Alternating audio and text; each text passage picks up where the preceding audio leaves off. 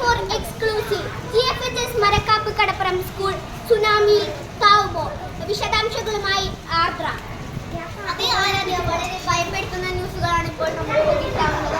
ഇപ്പോൾ തിര നന്നായിട്ട് അടിക്കുന്നുണ്ട്. ഇപ്പോൾ തന്നെ സുനാമി വന്ന് ഈ ഒരു സ്കൂൾ GFHS സ്കൂൾ കടലിനടിയിൽ താണു പോകുമെന്നാണ് ഇപ്പോൾ വിശദാംശങ്ങൾ നമുക്ക് കിട്ടുന്നത്. അപ്പോൾ നമ്മളുടെ കൂടെ രക്ഷിതാവും മദർ PTA അംഗവുമായ ശ്രീലക്ഷ്മി ചേരുന്നുണ്ട്. എന്താണ് പറയാനുള്ളത്? കുട്ടികളും രക്ഷിതാക്കളും ടീച്ചേഴ്സും എല്ലാവരും വളരെ പരിഭ്രാന്തരാണ്. നമ്മുടെ രക്ഷാപ്രവർത്തനങ്ങൾ തുടരുകയാണ്. ഞങ്ങൾക്ക് പറ്റുന്നതൊക്കെ ഞങ്ങൾ ചെയ്യുകയാണ്. അടുത്തതായി നമ്മളുടെ ഹെഡ് മിസ്ട്രസ് നമ്മളുടെ കൂടെ.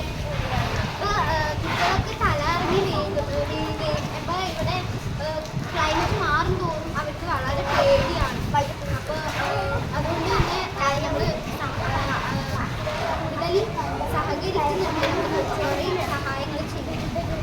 അടുത്തതായി നമ്മളുടെ ടീച്ചറാണ്.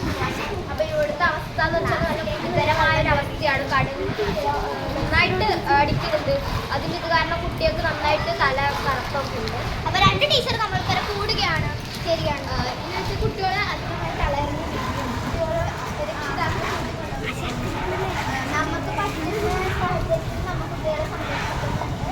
പിന്നെ കുറേ രക്ഷിതാക്കളെ വിളിച്ച് പറഞ്ഞിട്ടില്ല, കാരണം അവർക്ക് നല്ലോണം ടെൻഷനാവും. അതുകൊണ്ട് പിന്നെ നമ്മളുടെ PTA പ്രസിഡന്റ് കൂടിയിട്ട് ചേരുകയാണ് ഷാരോൺ. കുട്ടികളൊക്കെ വളരെ